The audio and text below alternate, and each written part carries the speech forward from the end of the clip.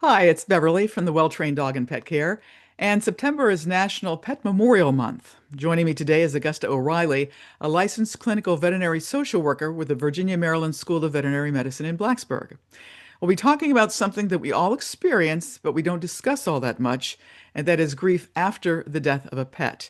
Now, there's something called anticipatory grief, and that's when we know our pets are going downhill, and that's a whole nother topic that we could discuss at some other time. But right now, I just want to talk about grief after the death of a pet. So, welcome, Augusta. Thank you. I'm looking forward to the conversation. It's always meaningful to have these. People have compared the death of a pet to the death of a family member. How Mhm. can that be? Absolutely. Um, a lot of the families that I work with and support have shared that sometimes the loss of their pet is even more impactful or profound than losing a parent or an uncle or an aunt. And I think it's for a number of reasons. Ones that I keep coming back to through reading about grief, upcoming research articles, and things like that is one of the reasons it's so significant is because our pets are with us all the time. They are our shadows in most cases. They are always with us. Highs, lows, good, bad, they're always there. And so that consistency is what our brain really wraps around. And so we're seeing that impact of you have this being or creature with you every single day, most of the time. Especially if you work from home 24/7, you're always with them. And so that alone is very impactful when we look at our brain chemistry, our bonds. But then we also have this aspect of unconditional love. Our animals love us through the good and the bad. There's no judgments. Depending on the animal, they don't typically talk back. They don't give us much sass like our children or our partners do. And so we have that unconditional love as well. And so I think with the combination of those two things, it is very impactful when they leave us. And then we also look at this third kind of component of the environment or our society.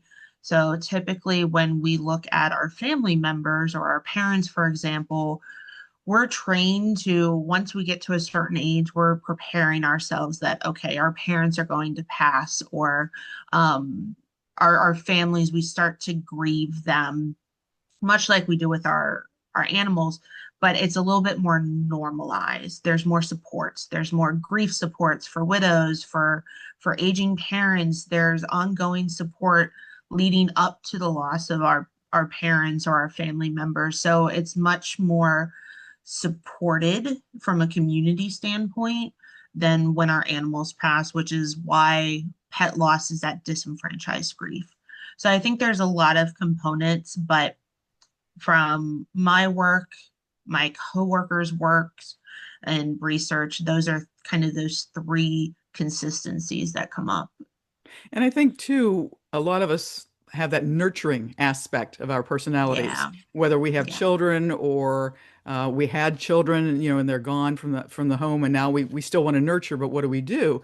And so we're yeah, we're nurturing that animal, and when that's not there anymore, that's a huge change in our life. yeah, yeah, 100%. Like that, it's a part of who you are and it's a part of your identity. Especially being in the veterinary community, we come into this work because we love animals, because we want to provide the care. And so when we can't or when they pass, it hits really hard.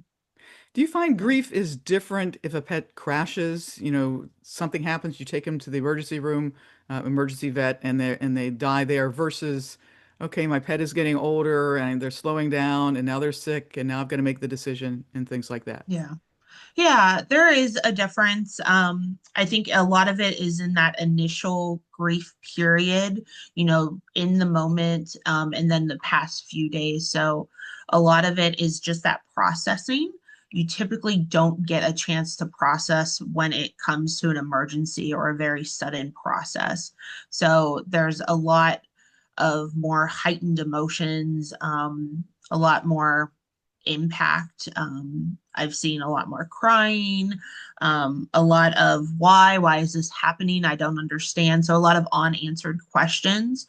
Whereas when they pass a little bit more gradually or it's prepared, you have that time to process it and to really come to terms with it.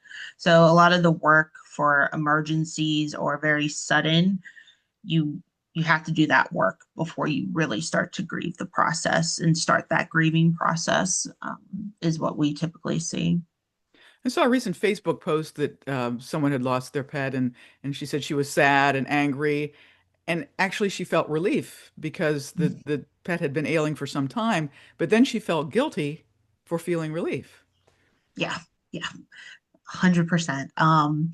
It's one of those that we see even in our human counterparts, that sigh of relief when our pets aren't suffering anymore, or you have the chance to breathe and kind of take care of yourself. The amount of clients, and myself included, when they're like, I'm kind of looking forward to going on this vacation. I don't have to worry that, Fluffy or Brownie is uncomfortable, or that, oh, did they get their medications on time? Are they okay with the pet sitter?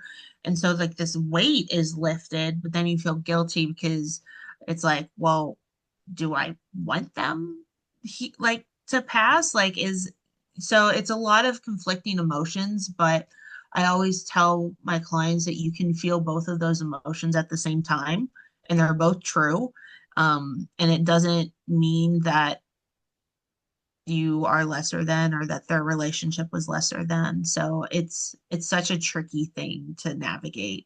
But yes, you feel guilty for feeling relief, but I think that reframing is so important. Of You feel relief because maybe they're comfortable, that they're not in pain anymore, or that they're not going to be suffering, or when is that moment going to come.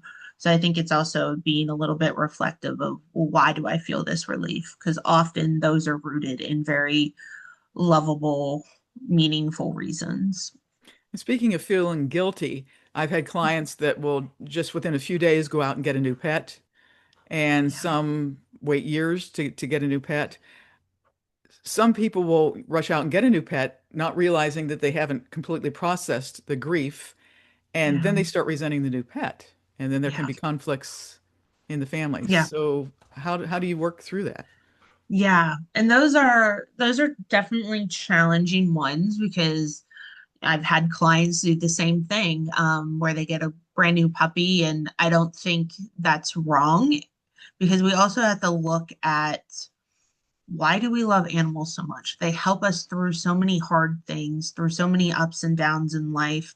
And so it makes sense that we want to seek that out again, right? Like, we want to have that schedule, because puppies and animals, they give us that. They give us that consistency that we really do crave, especially when our world has kind of been turned upside down after a loss.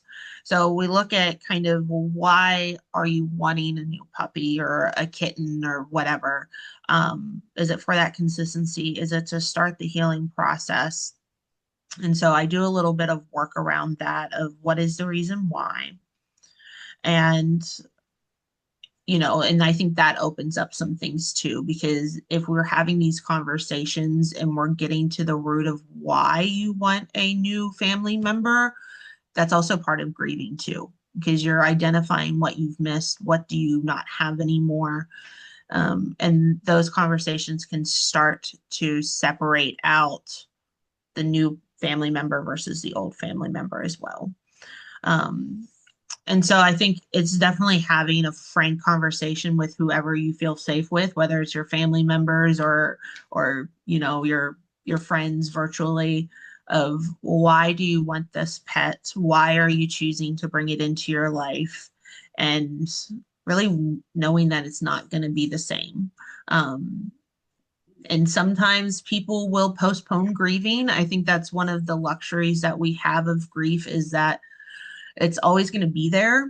And so whenever the time is right for you, that's when you can grieve. I've had people that will bury themselves in work because that's just what they need to do right now, because they can't process it.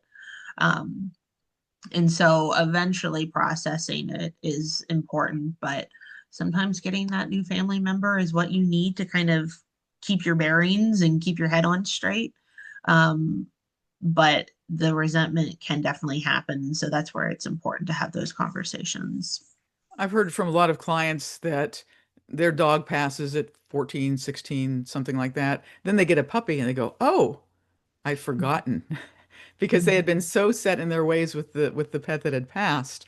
I mean, and it too, I think you need to look at the other pets in your household. If you Mm-hmm. have one pet at a time or one pet that passes and it's completely empty, your household versus, Yeah. Zippy passed and I still don't have a second dog. I mean, I have Mm-hmm. Hokey, but then I had to worry about do I she's older. Do I get a puppy with her? Is she going to Right. accept it? So you open another can of worms. So Yeah. you've got to worry about Yeah. that part of the equation as well. Yeah. And I think it's definitely one of those like you have to look at the whole family system, including your other animals if you have them, because that's a big adjustment too, because they have, animals go through a grieving process too. And, is that new puppy or kitten going to cause distress to the seniors? I had that with I have a 13-year-old cat and she lost her essential litter mate, but housemate. And we waited about a year. She was thriving, and we took a chance of getting kittens. And so it was one of those that we did a slow introduction because she was thriving as a senior cat, but we also knew that she was our only cat left, and that was going to be really hard for my child and us when she passes. But, it took a few months, but everybody is content now. But it was definitely one of those of like, talk to your vet, talk to your dog trainers and things like that to really see what's best for everybody. Mhm. Augusta, what are some ways that people can work through their grief? Like maybe create a scrapbook or something like that. Mhm. Yeah, I'm a big believer in what has helped me and some other clients that really resonate is starting a new routine. So, a big kind of motto is continuing to honor the bond, even though they're no longer physically here. So, a nice way to do that is to create like a new routine that still includes the bond with your animal that passed. So, what I mean by that is maybe morning meditations or journal writing where you're talking to your pet if that was something that was really impactful. Or I've had clients that will after work because they're so used to their dog coming up and greeting them after work, they'll go maybe where they're buried or where their ashes are, and they'll spend time with them and kind of recap the day. So it's a little bit of both. So I'm a big component of that. And then also doing things with our hands, like scrapbooking is a wonderful outlet because it's that creative process. You're looking at memories and you're creating something new. I also really like the idea of creating a memorial where you can go and visit because that's one of the things that is very specific to how humans memorialize and grieve their human counterparts where we don't do that with our animals. So I think creating a place where you can go and visit or kind of hold space for them. So I was one, what I do is I collect plants. So when a pet passes, I get a specific plant for them. And so it kind of goes into that nurturing, but it's also something that you can see flourish. And if you have a green thumb, that's also a key. Um, but yeah, I've had owners that will plant trees or have a bench outside. It's just a nice place to continue to honor that bond after they've left. And speaking of creating things, the Virginia Tech School of Veterinary Medicine now has a butterfly project. Talk a little bit Yeah. about that. Yeah, so that was something we came up with. We have a new comfort room where folks can visit with their in hospital and kind of get out of the treatment room. And so they can visit with their pet, but it's also a place where they can say goodbye to their pet with dignity. So it's more of like a home space. And we wanted to create something that really connected the people that do the work and take care of the animals to kind of connect it back to the family. So we have these 3D wooden butterflies, and our nurses and doctors and students painted a butterfly in honor of a pet that is with them or that had passed, and we have it on the wall. And so it is kind of a nice living memorial that we can slowly add to every year. And it's just a way to show that, we're with you and that our animals are always with us in some capacity. What resources do you have for those grieving from the loss of a pet? Yeah, there's a lot of great resources now coming out. So Lap of Love is a wonderful resource. They do have support for in-home euthanasias in the Blacksburg area now, but they have a lot of great resources for anticipatory grief, end of life, things like that. The Virginia Tech, um, the veterinary teaching hospital, I also have a blog on there that has a list of resources. There's wonderful support groups. The Association for Pet Loss and Bereavement is a great organization that's been around for a number of years that focuses on peer support, pet loss chat groups, and things like that. So I definitely recommend those. And then there's lovely podcasts now, so I can definitely get you those informations. But those are the big ones that come to mind for sure. Anything else that you want viewers to know? As cliche as it sounds, that we all go through this, and you're definitely not alone, even though it feels so isolating to lose your companion, and that there are people out there that understand, that really truly feel that our animals are our family members, are our children, or our partners in these lives. So um, that we're here, and you can always reach out. Okay. Thank you, Augusta. Thank Augusta you. O'Reilly, a licensed clinical veterinary social worker with the Virginia Maryland School of Veterinary Medicine in Blacksburg.